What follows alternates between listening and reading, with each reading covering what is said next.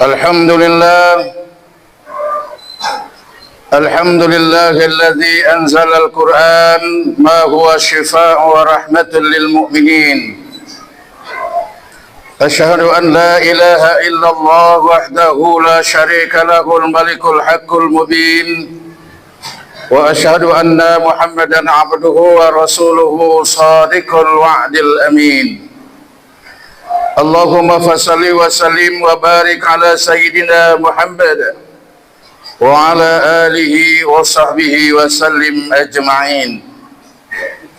أما بعد فيا عباد الله، أوصيكم وإياي بتقوى الله فقد فاز المتقون. اتقوا الله حق تقاته ولا تموتن إلا وأنتم مسلمون.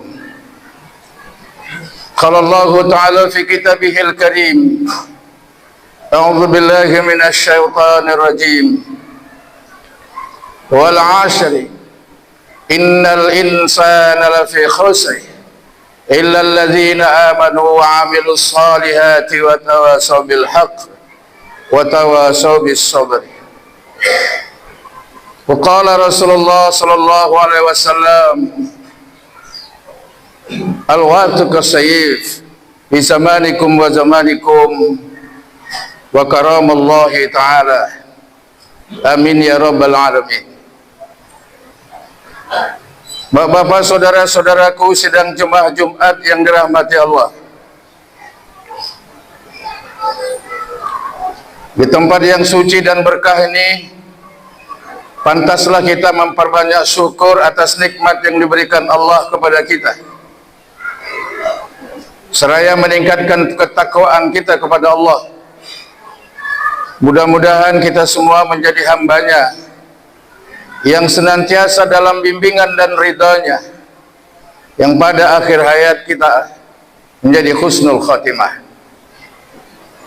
Sebagai khairah ummah, tidak pernah lupa kita sampaikan salawat beriring salam kita buat junjungan alam, Sayyidil Mursalin, Imamul Muttaqin, rahmatan lil alamin, khataman nabiyyin, yakni Nabi besar Muhammad sallallahu alaihi wasallam, dengan ucapan Allahumma salli wa sallim alaihi. Mudah-mudahan kita semua menjadi umatnya yang terbaik.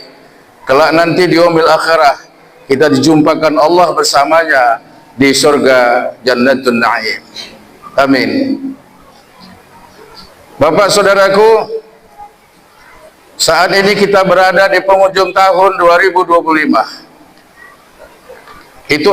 Itu artinya akan berakhir 2025, akan memasuki 2026 insyaallah, kalau diizinkan Allah. Rasanya baru sebentar yang lalu kita memperingati 2025. Tahun rasanya kayak sebulan, sebulan rasanya kayak sepekan, sepekan kayak sehari, sehari kayak 1 jam. Dalam satu riwayat disebutkan itu juga ada merupakan tanda-tanda sudah dekatnya kiamat. Terlepas dekat atau jauhnya kiamat, yang penting bagi kita untuk mempersiapkan diri, baik secara material maupun immaterial, baik secara fisik maupun rohani, untuk mempersiapkan kemakmuran dunia ini dan kemuliaan kita juga nanti di akhirat. Bapak saudaraku, ada 3 hal yang kalau sudah pergi tidak akan kembali. Ada 3 hal kalau sudah pergi tak akan kembali. Yang pertama, waktu. Waktu yang lalu tidak akan kembali. Hanya sebagai ibrah, mungkin juga sebagai nostalgia, dan mungkin juga sebagai pelajaran kalau kita mau berbaik diri. Tapi tidak akan bisa diulang. Waktu yang lalu kita masih kanak-kanak, mungkin remaja, dewasa. Hari ini kita sudah menua dan sebentar lagi akan hilang dari peredaran bumi ini. Tidak akan bisa kita tarik waktu akan kembali menjadi muda lagi. Oleh karena itulah pada kesempatan ini, dengan perubahan waktu yang tidak pernah berubah, dalam pendekatan ilmu filsafat, yang tak pernah berubah itu adalah perubahan. Karena perubahan itu senantiasa berubah. Orang yang tidak mampu menyikapi perubahan dengan baik, dia akan digilas oleh perubahan itu. Mari kita renungkan sejenak. Kalau kita sekarang berumur 60 tahun, berapa saat lagikah kita bertahan di bumi ini? Hanya sebentar. Lalu yang sebentar itu apa yang harus kita perbuat supaya kita bisa hidup selamat, terutama di akhirat kelak nantinya? Waktu. Maka Allah mengingatkan, wal as, sampai Allah menunjukkan kata sumpah, wow, sumpah dengan waktu. Artinya waktu tidak akan bisa ditarik kembali kalau sudah berlalu. Innal insana lafi khus. Kita ini semua merugi. Siapapun kita merugi. Presiden merugi, menteri merugi, gubernur rugi, bupati rugi, sampai ke tingkat bawah rugi. Yang tak merugi adalah illal ladzina amanu wa amilus shalih. Orang-orang yang beriman lagi soleh. Presiden pun dia, menteri pun dia, kaya pun dia, kau tak beriman beramal soleh, hebatlah kau di dunia. Di akhirat belum tentu selamat. Merugi. Pada dasarnya kita ini semua merugi. Ayo, lagi napas ada, kita perbanyak amal ibadah kita, kita perbanyak zikir kita perbanyak istighfar kita perbanyak sedekah kita, supaya kita menjadi orang yang beruntung. Illal ladzina amanu, orang yang imannya terbukti benar adalah amalus soleh, yakni orang-orang yang beramal soleh. Beriman saja kepada Allah tapi tidak beramal soleh, itu sama dengan penipu. Ara'aital ladzi yukazzibu biddin fazalikal ladzi yad'ul yatim wala yahuddu ala tu'amil miskin. Tahukah kamu siapa orang yang menipu agamanya, yang membohong agamanya? Dia sholat rajin, puasa rajin, haji setiap tahun, umroh setiap bulan, tapi itu penipu semua. Kenapa? Karena tidak pernah menyantuni anak yatim, tidak pernah memberi makan orang-orang miskin. Itulah yang dituntut oleh Allah.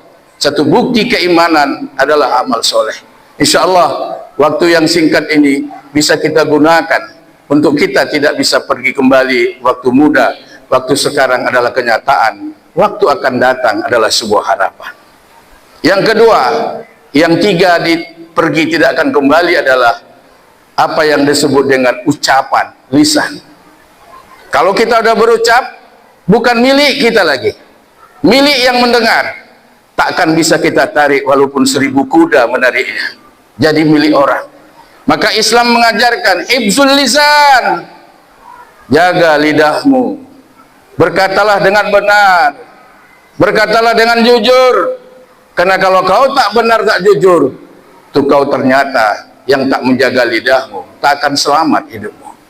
Dan yang ketiga adalah yang pergi tak kembali adalah sebuah kepercayaan, trust. Kalau kepercayaan kepada kita khianati, tidak amanat, sampai kapanpun orang sulit untuk mempercayai kita.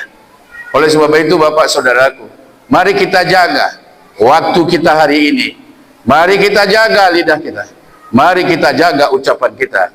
Semoga kalau kita jaga yang ketiganya ini, maka kita termasuk orang yang beruntung. Wa tawasau bil haq wa tawasau bis sabri. Senantiasalah kita saling mengingatkan untuk melakukan kebenaran dan selagi mengingatkan untuk membuat hidup kita menjadi penuh kesabaran.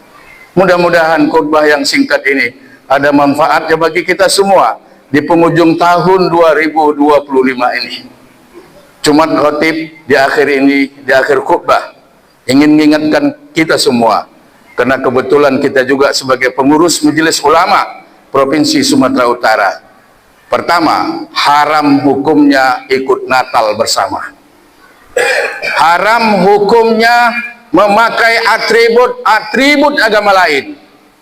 Tolong kasih tahu anak keluarga, jangan main trompet, jangan main petasan, itu adalah budaya agama lain yang sudah dipatwakan majelis ulama, itu haram hukumnya.